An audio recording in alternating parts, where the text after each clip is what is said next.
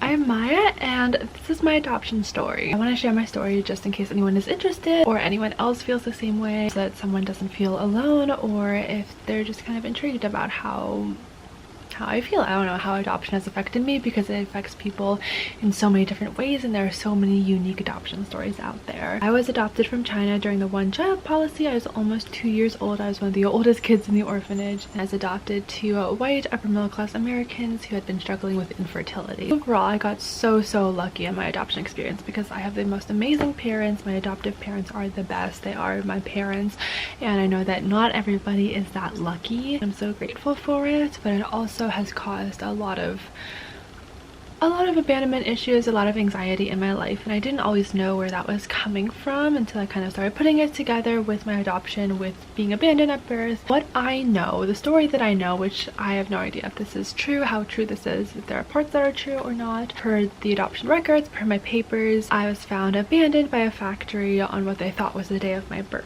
It's kind of interesting to not be 100% sure that your birthday is your birthday, but I mean, I've always celebrated as such. It's never really brought up weird feelings for me. I know for a lot of adoptees, a birthday can be hard because you wonder if that's your true birthday, and it can bring up a lot of emotions like that. So when I was found abandoned, they took me to the orphanage and I was there for almost 2 years. My parents applied for adoption and they assigned me to them. They didn't get to choose, you know, a specific kid or anything like that. They were just assigned a child. The first picture they got of me, I was actually crying on a toy, so they were a little hesitant about the whole thing, but it turned out to be pretty sweet. Through the home videos I've seen that my parents took in China, you know, the first few days were definitely really hard and I would cry a lot. I wanted to go back to the orphanage because that's all I knew, until I slowly kind of started warming up to my parents. Through the home videos, I love just seeing myself kind of relax, get comfortable, open up more and more, and really start to grow into the person who I am today. A lot of the times, you know, when I was little, I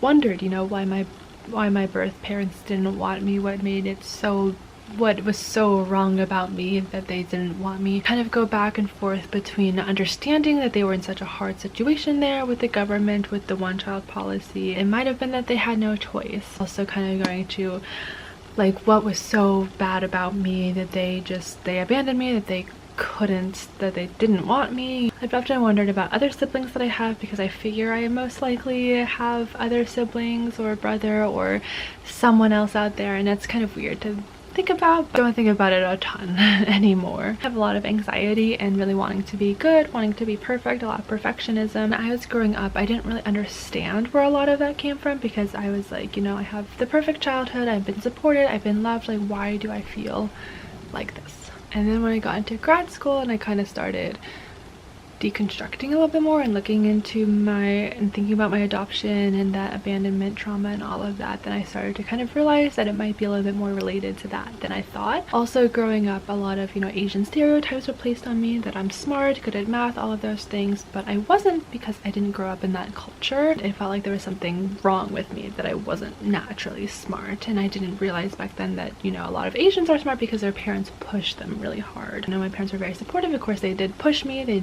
wanted me to be as best as I could, but they didn't have all of that intense pressure that some Asian households do. And of course, I realized that I was different from everybody else. At home, you know, I always knew I was adopted.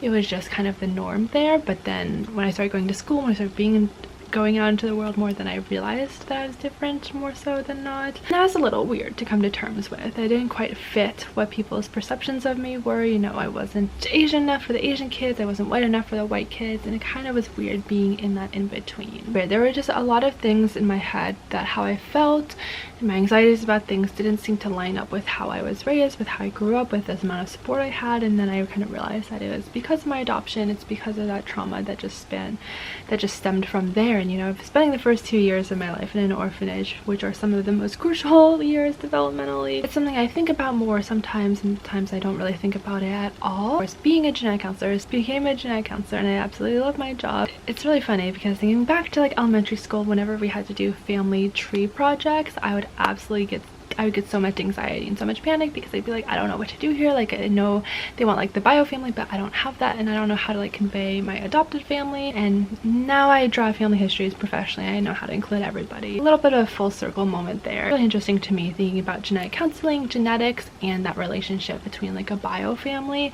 versus, you know, adopted family or other family structures, and kind of what that looks like. I think this experience does make me a better genetic counselor because I'm more aware of different family structures, more sensitive about it, and can talk patients through that a little bit more, because it can be kind of tricky to think about these connections that you might have to people that you have no idea about, or that you're in no contact with, or, you know, a plethora of situations. At this point in my life, it's not really important to me to look for my bio family, to look for any relatives. I would like to know medical history just from a genetics point of view. I love Taylor Swift, obviously. I'm a big Swiftie, and it really felt like when I found the Swiftie community back in my freshman year of high school, I leaned into it because we all bonded over our love of Taylor Swift, and my adoption status, how I looked, any stereotypes did not matter, did not have a place there. And her music, her lyrics always really connected with me, just wanting to be loved, wanting to feel seen, and it just felt so comforting and amazing to really be able to be myself and what I loved without